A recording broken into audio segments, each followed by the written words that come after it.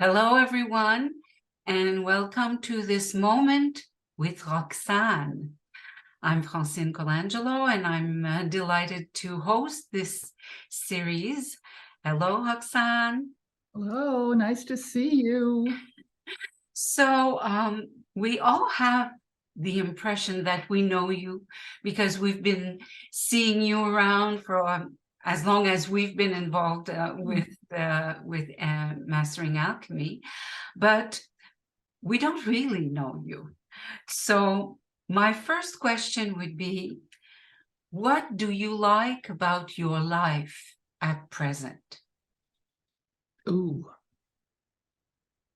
that's interesting because in my morning meditation today, I was very much in gratitude for where I am right now in life. So it's interesting that you ask that very question, like you are being clairvoyant. I live in a beautiful place. We're right, our backyard butts up against a forest. And so we have all the elementals are right there. Yes. We have a waterfall, so there's the water elemental. Puget Sound is just a short walk away. So the whole nature thing is full and rich for me. And I work out 4 days a week. I do power walks. So I'm the type of person that really likes to have a schedule. So I get up in the morning within a certain period of time. I do my morning meditation. I stretch. I do this whole routine that really grounds me.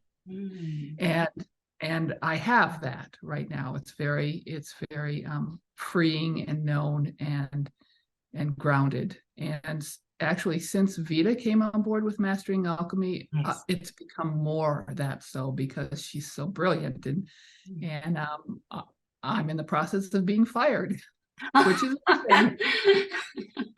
okay. Well, your role may be changing, or you've got more free time. Yeah. And at the same time, I've seen you quite active on Discord. Yeah, I'm enjoying that. It's really fascinating to see all these people that I've known for years and communicate with them in this new way and learn things about them. Like they're artists, they're writers. I never would have known. We all know that Jim goes on his bicycle and goes for rides, and that's his thing. What's your equivalent? Well, when he goes on his bicycle rides, he gets very inspired, and it's like he's talking to the archangels. He's in a whole different world when he does that. And sometimes he comes home and he's got all these big ideas and, oh, we want to do this and start this program. And it's like, oh my God, like you are never going on a bike ride again. But for me, I don't have necessarily an exercise place where I get into that zone. I do exercise, and where his is biking, mine is dancing. Where I hit that zone place is in my quiet time in the morning. When my day hasn't started, I'm in communication with whomever I'm talking to. I'm just in a really quiet, open, nice place, and that's where I get ahas. Of all the magnificent tools that we have, which one is your favorite? Probably the one that I use the most is it's not exactly, it's kind of a conglomeration of the tools. It's creating the space around me, the bubble around me. Yes. So where in level 1, you take the rose and you create this sphere. Yes. The sphere is really important for me because more and more, I mean, I'm quite the hider, and I never had friends growing up. And so this whole new social thing in my life is new, and I'm really glad I have tools. So the sphere is something that I use probably more than anything else, just to keep this here and that there. Yeah. Yeah, especially on the dance floor, there's the people are close, and I'm not as graceful as some people.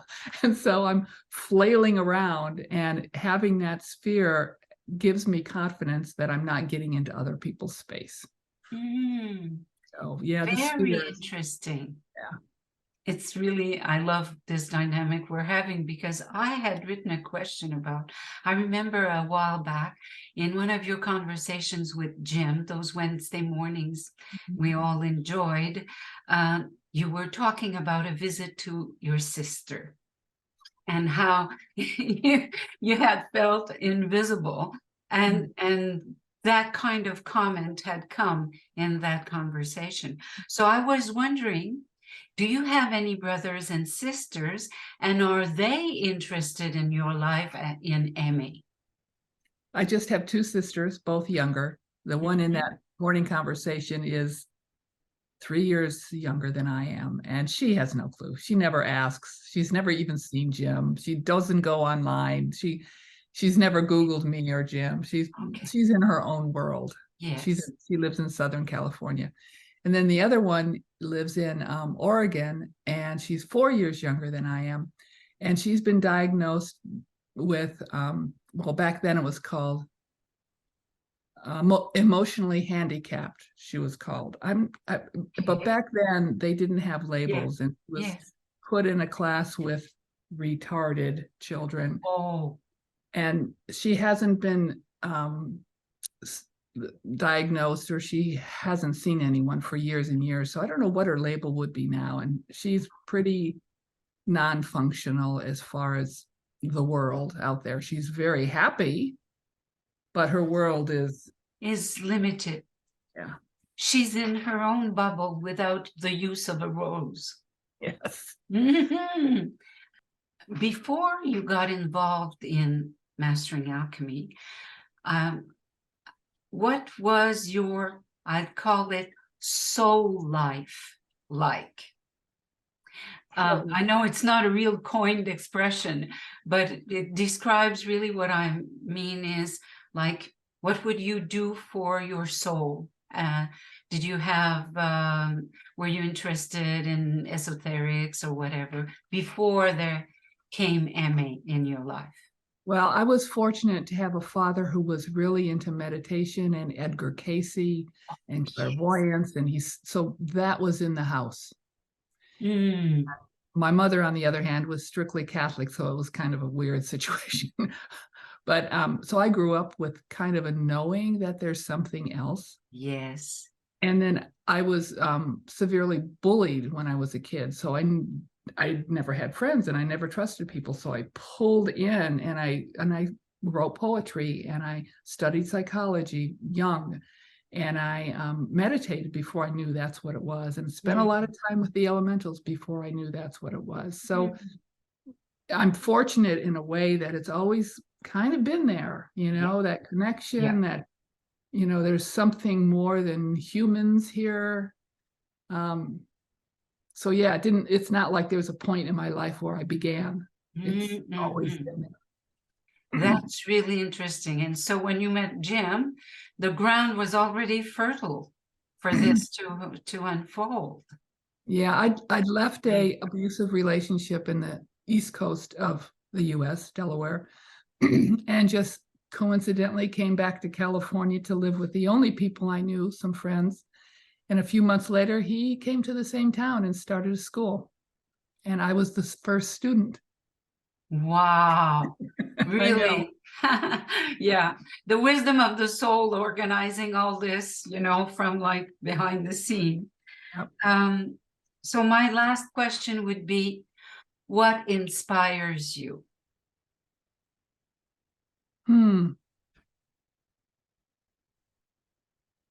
Well, the first thing that comes to mind is my environment.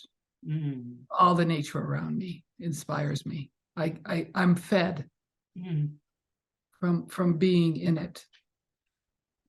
And what's great about nature is that it's an endless source of inspiration. Yes, absolutely. And I grew up on 130 acres, which was mostly wooded with the lakes and streams. Wow. And so it's always been my sanctuary.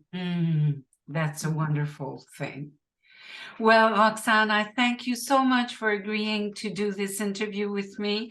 And I'm sure everybody will be really pleased with all that they've discovered about you. Thank you, Francine. You're very welcome. Goodbye, everyone. See you next time.